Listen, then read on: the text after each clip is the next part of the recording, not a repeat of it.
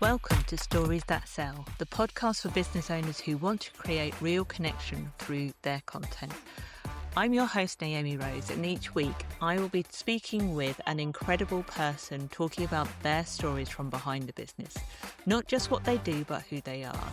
Because behind every business, there's a person, and the person is the reason people choose to trust you, buy from you, and recommend you. So in these conversations, we go a bit deeper than the surface level offers that you might have. We talk about the journeys, the decisions, the moments that shape them, and the stories that have built relationships, their reputation, and the way they show up today. Connection builds relationships, relationships build reputation, and that's what leads to referrals and real business growth. Let's get on with today's episode.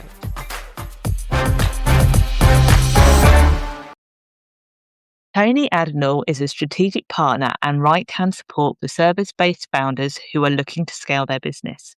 With over 20 years in the corporate world, across leadership development, project management, and organizational change, she's spent her career helping businesses work better. But her path into this work started much earlier. When she was younger, her stepdad asked her what she wanted to do when she left school, and her answer was simple. I want to go into businesses where they're having problems and help them solve them. In many ways, she was always destined to run her own business. Because Toni has always been the organizer, the person who sees how everything connects and quietly makes sure things happen. But outside of work, her life is grounded. Toni, like me, enjoys good food and the simple moments around it, particularly if it has a bit of spice. Most Sundays include a long walk with friends where conversations drift between work, life, and the realities of parenting teenagers. She's also in that transition of raising a young adult, something she speaks about openly as both proud and an emotional shift. That experience of roles changes over time, mirrors a lot about what she sees in businesses too. But she sometimes challenges what we're told about success in business.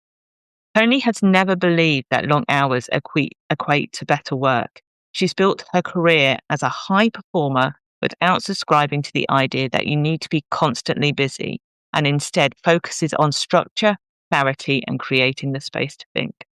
And as one of her former colleagues once said, and something I can wholeheartedly agree with, everybody needs a Toni. Toni, welcome to Stories That Sell. Thank you, Naomi. What an amazing introduction. I'm channeling my inner Elizabeth Day from the How to Fail podcast. But I mean, there are so many conversations we can have on this podcast because we've known each other for quite some time. So we've had quite a lot of different conversations. But I actually want to start with how you help business owners, because how I described you in the past is that silent ninja that can come into any business and make sure stuff happens. So how do you make stuff happen? In a number of different ways. It's a really interesting question, and one that I've been reflecting on a lot myself recently, actually, because it's one of those things that just comes really naturally to me, and I know things that you have in your life that come naturally to you, and so it's really difficult, isn't it, when people ask you that question, because it's like, I don't know, because I just do it. Some of the key things that I do, so I love listening. So I listen to what people are saying, but you also hear what people aren't saying. And so that enables me to ask some really good questions to really get underneath what's going on. Because I think what I've seen since being in the entrepreneurial world is there's a lot of pressure to be seen to be doing the right things, or feel like you should have everything together and you know what you're doing. And actually behind the scenes, sometimes it doesn't feel like that at all. Sometimes it just feels like complete and utter chaos. And to the outside world, it looks like everything's brilliant. But behind the scenes, it's like, I don't know how I'm managing to spin all of these plates.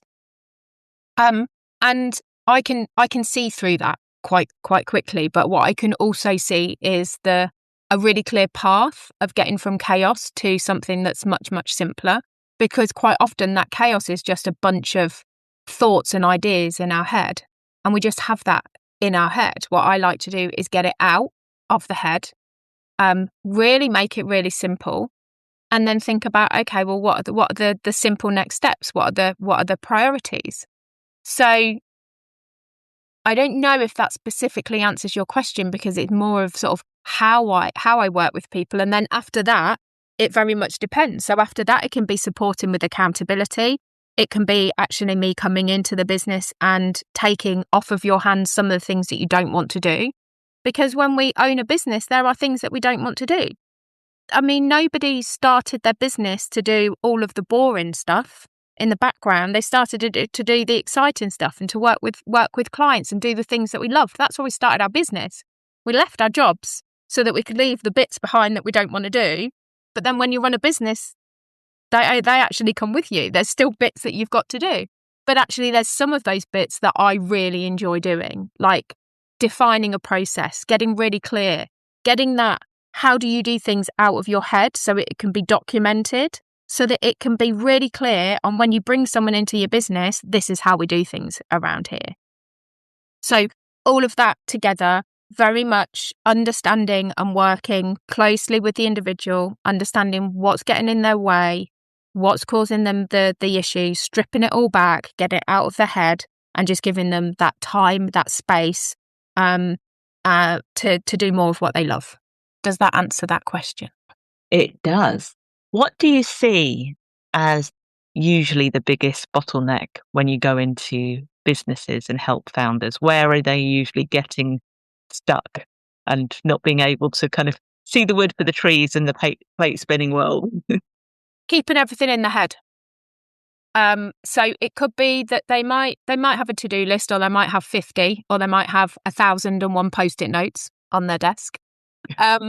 It's like you know me. it's like I know you. So there may be just lots of thoughts, but there's no cohesion there.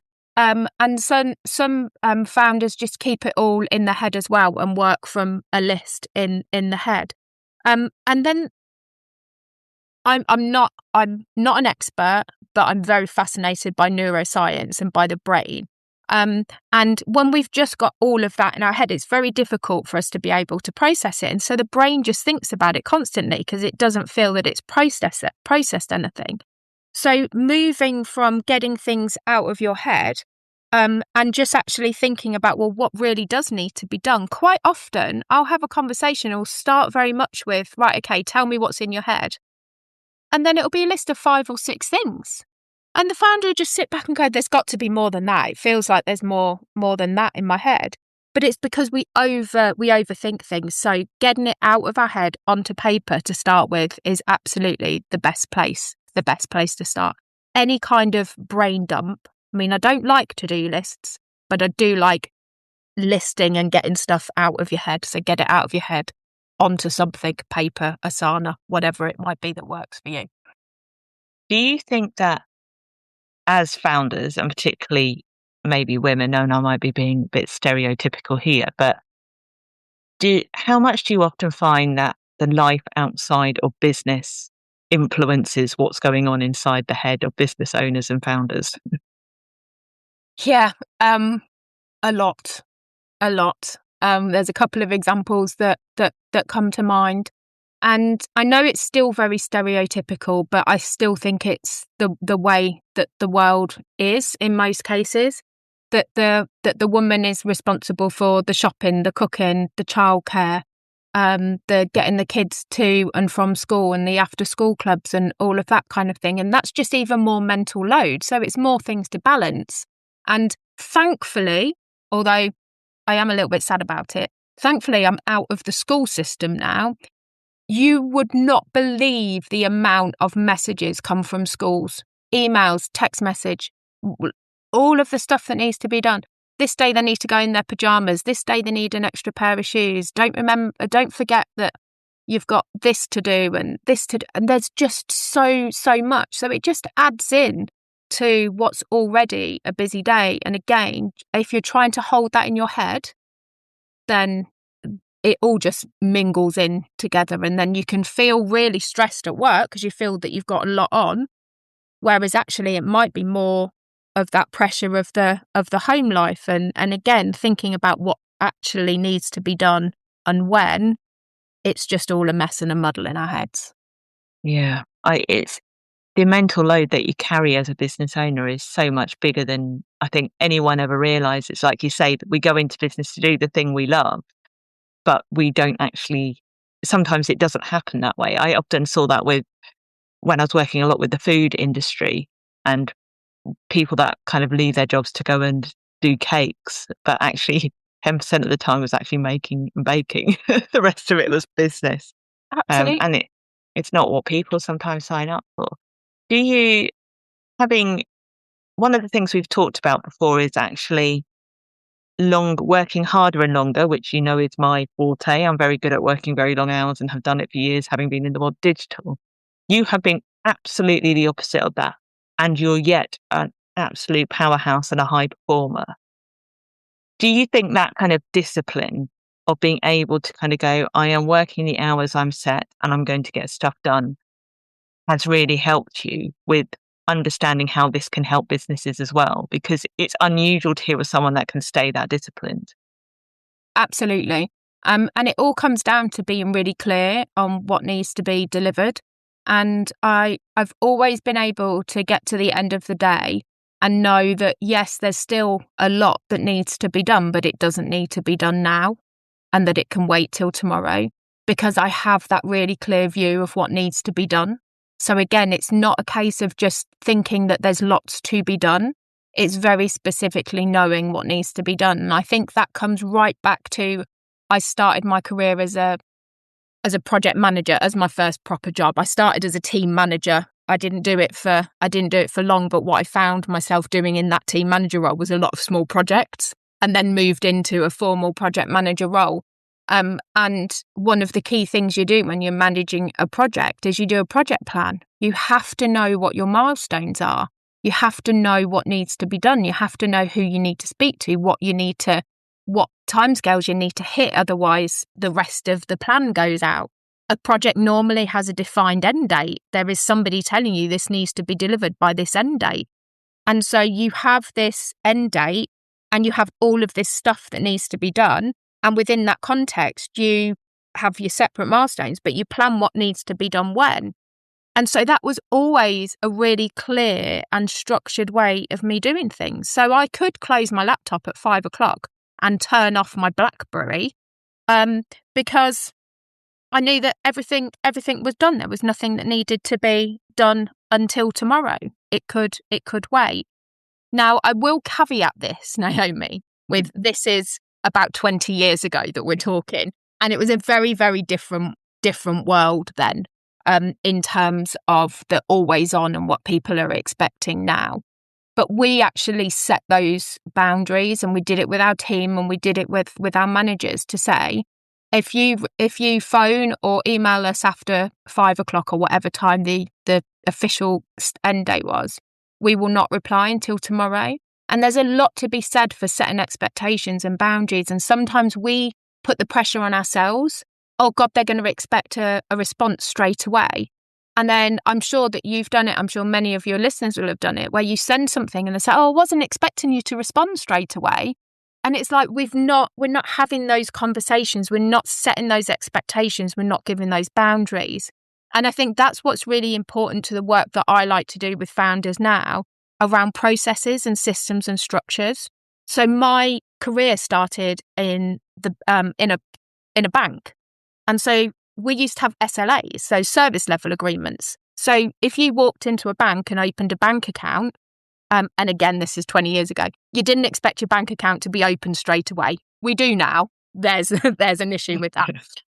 But it would be very clear. They would tell you your bank account will be open within 3 days, and then we would work to those 3 days. And then people would be like, that's fine, because I know that my bank account's going to be open in 3 days.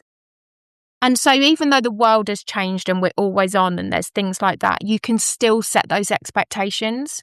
And by doing it up front and knowing, this is my process. So if you're onboarding a new client, this is what you can expect with the onboarding. You will get X, Y, and Z by day 1, 2, or 3. Then you take the pressure off of you. But automatically we put pressure on ourselves to over-deliver. And again, it goes back to the processes in our head. So we just think, oh, well, it takes me 10 minutes to do it. Yes, it'll take you 10 minutes to do it, but you've got a lot of other things that take you 10 minutes to do as well. So it's around expectations, it's around processes, it's around structure, it's around setting those boundaries and really understanding what you can do, when you're going to do it, and then making sure that that's communicated well. Yeah, it's so interesting to hear that. I've always been in roles, well, in my first role, it was very much in entertainment. So my very, very first job, which paid me a grand total of £11,000 a year, which I absolutely loved, was called an entertainment support assistant. That was my first proper job. But it meant that I did everything in the theatre and in festivals. It could be marketing, it could be box office, it could be programming, it Wow. could be stewarding, it could be literally doing what we call the get-ins and guest house, and then dressing. So I literally got to see the whole operation behind it. But in that world, it was very much long hours. Mm, The show goes on no mm, matter what. And I was usually the last one there.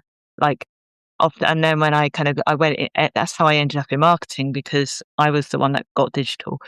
Um, but usually the security guard would chuck me out at the end of the day, which would be.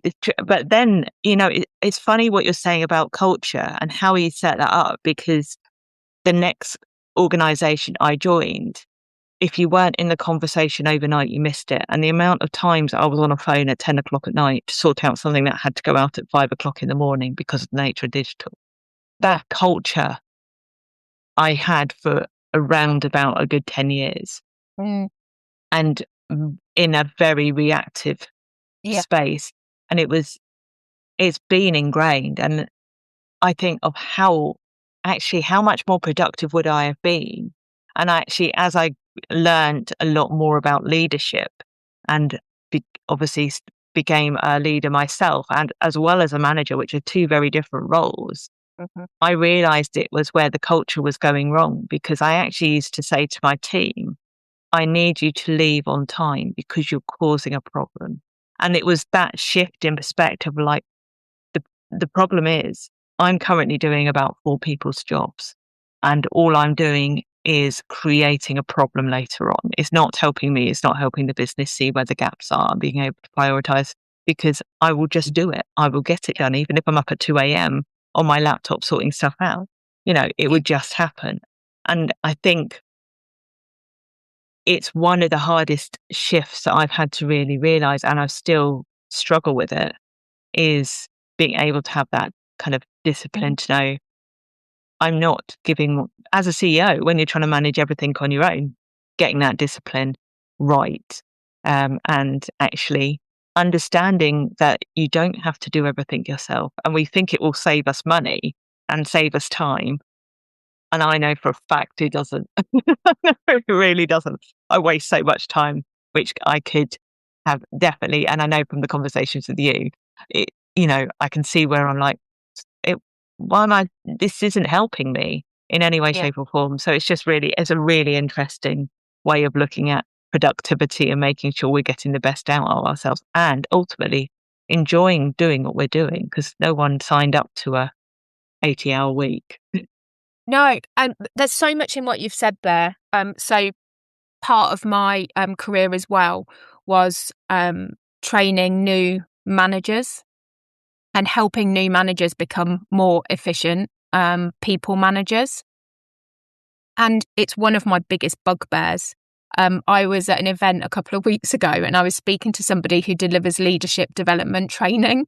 And I was like, how are we still facing the same problems that I was delivering in 20 years ago? It blows my mind how we still have accidental managers and how we're not training managers the basics of planning, prioritizing, delegating, all of the things that you've said there. Because what happens is you get promoted to becoming a manager because you're really good at what you do. Nobody teaches you then or trains you or supports you with how you manage other people to do things, because it's a completely different skill. And then what you find that you do is their job, because you're really good at it, and that's what got you the promotion in the first place. And you're trying to manage people as well. So there's none of those leadership skills it's one of those things, again, that we just assume, because nobody gives us any support and training. We then assume, oh, well, I should know this. They've promoted me. They think that I should know this. I can't ask for help. I should know this. And then when you bring that into your own business as a CEO, that's, I think, 1,000-fold. Because it's like, well, I've started a business. Like, I should be able to do all of this myself. I can't ask for help. And if you've come with that corporate background and you've always done things yourself, then you're already in that space of doing it. And then comes the point where it's like, okay, I do need some help. Well, hang on a minute. It's going to take me much longer to do this, because then I'm going to have to tell them how to do it. It's quicker if I do it myself. And then we just stay in that place of just doing it ourselves. So it's a vicious circle. It really is. And we could talk about this for hours, because I totally, I remember when I first became a manager, and it was in a restructure, and there were a few of us that literally went to our leadership and went, we don't know how to be managers. Like, we never done it. And this is probably the first time where I've not actually had my own direct employees in a very long time. And I'm quite enjoying it. But I always loved managing. I always loved leading. Although a lot of the time was spent working on pastoral care, like all of the bits that fall outside of work. It'll be things that just happen outside of life when you're managing teams that you're having to then pick up. And admittedly, I would probably, be a bit more of the caring boss rather than the one that's like really disciplined about it. But you don't realize that outside of your personal life, your employees probably spend the most time with you. So I used to have all of those things, all of those emotions. Well, this person's doing this, but I want to do that. And all of that kind of, you don't see all of that. And that's one bit as a manager, which if you're managing multiple people, you managing different personalities, different people, different stages of life is a whole different ball game. So it's really interesting. But I'm going to do a little bit of a pivot now, talking about managing people, because I want to talk about the fact that you're now mum of a young adult, proudly sent him off into the big wide world. But I know I'm not a mother, so I can absolutely not understand the emotions that go along with that. But what's that been like for you, that transition of having a child that's now fully grown and hopefully can survive and get through life on his own terms? How's that been for you, and also kind of running that alongside your business?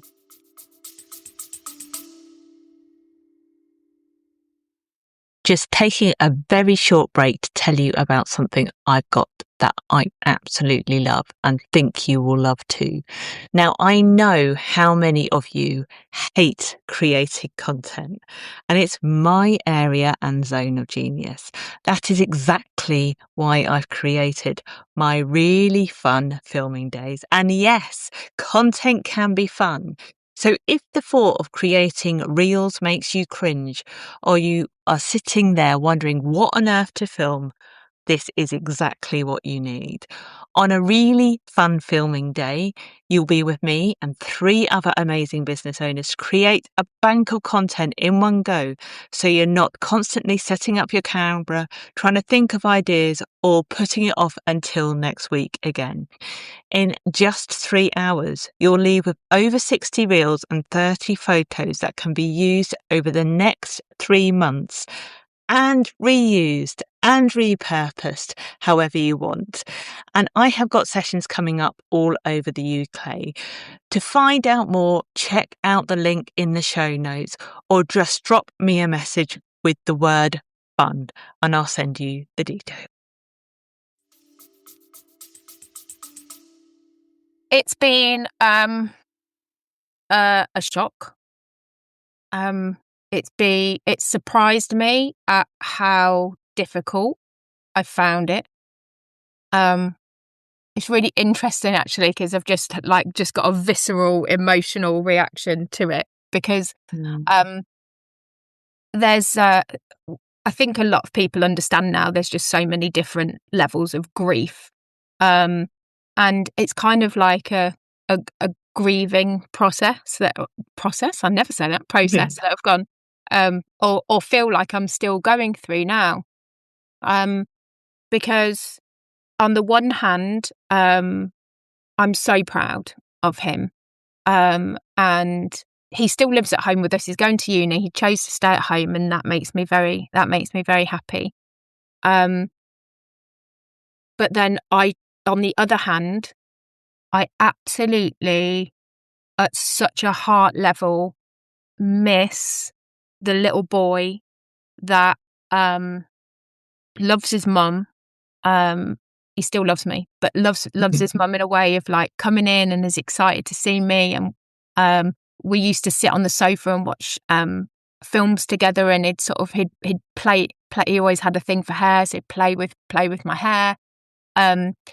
He didn't like football when he was younger, and he's like, "Oh, Dad's watching football. What shall we do, Mum?" And I think there was one day we went to like the theatre, because he used to love coming to the theatre with me.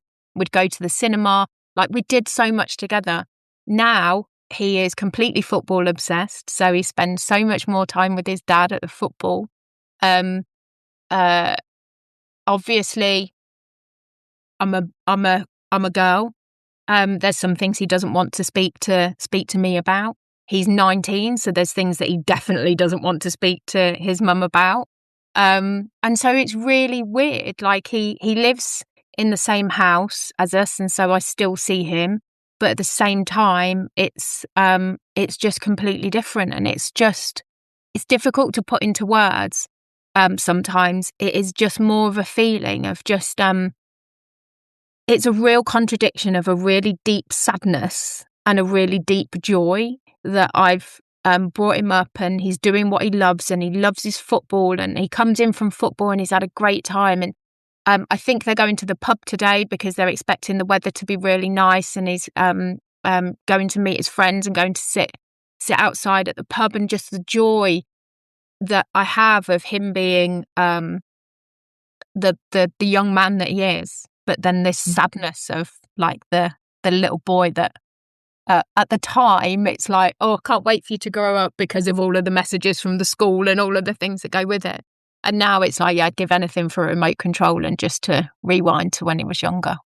It's hard.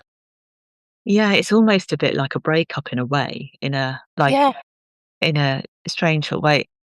I often wonder, because I think about my relationship with my dad. Obviously, I can't. My mum and I have a interesting relationship. Let's say that. With my dad, I lived with my dad growing up, and we've always had a very open family. Like, there's literally no conversation that's ever off the table. So we're very lucky like that.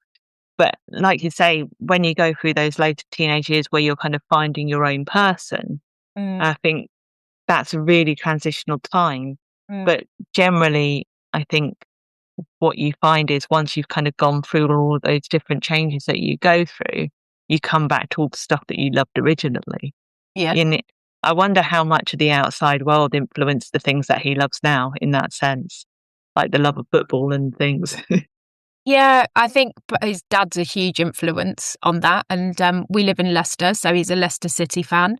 And Leicester City, in 2016, won the Premier League as a complete like outsider. It was global news. No one knew about Leicester City football team, but after 2016, it was global. Oh, you're from Leicester, you won, yeah. So I think that's sort of a big part of it. Football, he started playing football as well. And out of that came a really special friendship network. And you mentioned that on a Sunday I walk with friends, and they're the mums that I met at football. So football became such an integral part of our life, and it now just brings him so much joy. But I'm sick of it. Like, when I first started seeing my husband, he watches every single football game. Like, I'm over football now, so I feel a little bit disconnected in that way as well. So I think sort of there's that as well, in terms of his world is football, and that's just not a world that I get. No. I just don't get it. No. It's interesting, isn't it, when you've kind of got people in your life that have passions in other areas which you're happy for and have such a love of something, but equally it's not something you would ever have like those conversations with. Yeah. I'm going to talk and now go on to one final topic about a passion of mine and a passion that I know you love. It's about food, because Yes. we've had many conversations about food. What is the best food experience you've ever had? Oh, so two spring to mind. One was on my honeymoon. We went to Thailand, and Mark and I are terrible. Like, we won't leave the hotel unless we're dragged out. And we were literally dragged out by another couple that were on honeymoon. They're like, "You haven't left the hotel." We're like, "No, why would we? It's beautiful." They're like, "Come on, we need to go out." So we went out and we had a tom yum soup. And it was just like the flavours, like the perfect level of spice. Like, just when you feel like your nose is just starting to run and your eyes are just starting to water, but it's not too much. Just absolutely delicious. And also, I'm not sure what it was, but it was something that I had in my main, and I thought it was roasted potatoes because of the texture. And it was actually garlic cloves, and they'd been roasted so much, and just the amount of flavour in it just didn't even taste like garlic. So I must have had like a whole garlic bulb that night. So that's one. And then the second one is a couple of years ago, Mark, Ben and I went to Dubai, and we went to Nobu on our last night. And Ben had been like on the gram, and he's like, "We need to go to Nobu and we need to have black cod." And I was like, "Right, okay." So I put this mouthful of black cod in. It was just like the most. I don't know how they made the fish taste that good. Absolutely blew me away. Oh, yeah, I can totally relate to that. Do you know, I've come to love food experiences, not necessarily always about, and I love fine dining, but I also love the really homely stuff. It's the thing that Yeah, creates memories, isn't it? yeah. There is something about both. I'm very lucky that my family are actually pretty good cooks. Obviously, I had a business that was food, but I was never the really good cook. But we've always loved it, and actually, all my friends are very much foodies. So literally, Nice. there is a spreadsheet of places that we need to eat. Oh, you need to share that with me. Oh yeah, literally. It's just we just love the like. I think it's the creativity and the interpretations that different Mm, chefs and different hospitality businesses come up with when it comes to food. Anything from like simple street food right through to the end, like the fine dining end. But yeah. I always like things that are slightly different, and you Mhm. know, just yeah, I could go on and on about food. Tony, it's been an absolute pleasure having you on this podcast. Where can people find you? They can find me on Instagram, Toni Addinall Strategist. That's the main place. I'm dabbling back into LinkedIn. Can't say I'm loving it, but they can find me over there, and on Facebook as well. Perfect. And like I said at the start, everyone definitely needs a Tony, so go and connect with her. Thank you so much for joining me today on Stories That Sell. Thank you for having me, Naomi. Thank you so much for listening to another conversation on Stories That Sell. If you enjoyed this episode, don't forget to check out the show notes for anything we talked about today. I'd love to hear what your biggest takeaway was from today's episode. So tag me on Instagram, LinkedIn or Facebook and share it to your stories. I always love hearing what resonates with our listeners. And if you haven't already, make sure you're following the podcast, subscribe, leave a review and send it to all of your friends. I'll see you on the next episode.